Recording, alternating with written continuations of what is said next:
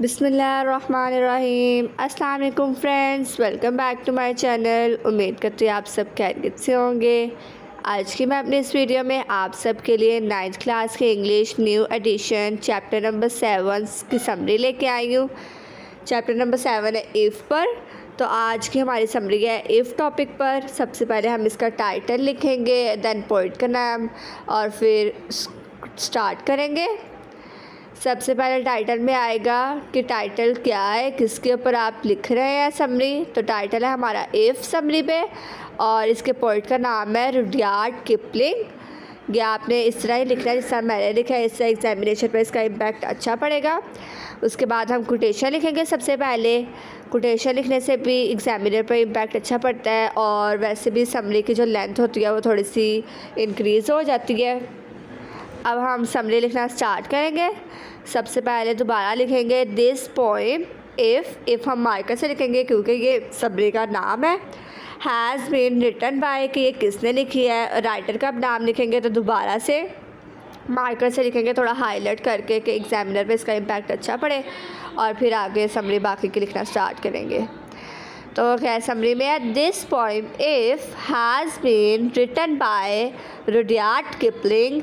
He said that if provides a set of principles for living with resilience, integrity and wisdom.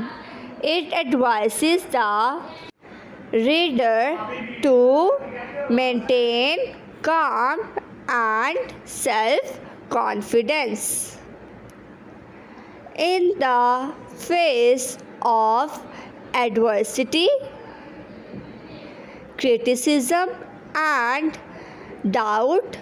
This poem emphasizes the importance of the patience, humility and perseverance, urging the individual to remain true to their values without being swayed by hatred, lies or success.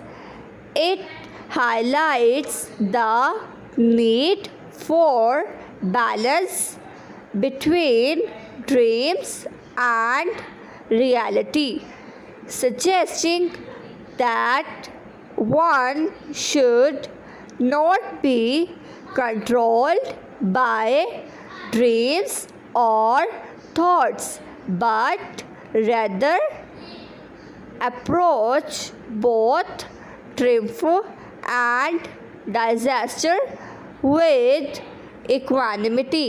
इधर मेरे से spelling थोड़ी सी mistake होगी, तो ये लफ्ज़ है equanimity, EQUANIMITY। उसके बाद हम अगेन कोटेशन लिखेंगे। कोटेशन है do your best leave the rest.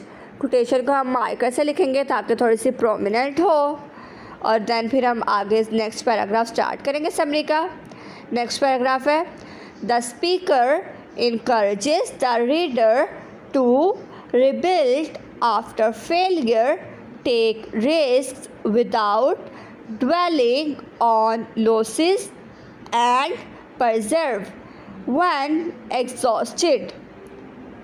Additionally, the poem calls for staying grounded, and virtuous regardless of the company one keeps, whether among the masses or royalty, and advises to value time, making the most of every moment. Ultimately, Kipling suggests that by embodying these qualities, A person will achieve not only success but also true wisdom and character, becoming a man in the fullest sense. Last quotation जो कि हम summary के last पर लिखेंगे, speak less do more. उम्मीद करते हो आपको वीडियो अच्छी लगी होगी। अगर वीडियो अच्छी लगी हो तो वीडियो को लाइक, शेयर और चैनल को सब्सक्राइब ज़रूर कीजिएगा। इसके साथ साथ बेल आइकन के बटन को ज़रूर दबाइएगा ताकि मेरी नई आने वाली वीडियोस आप तक सबसे पहले पहुंच सके। मेरी अगली वीडियो आने तक अपना ख्याल रखिएगा। अल्लाह हाफिज़।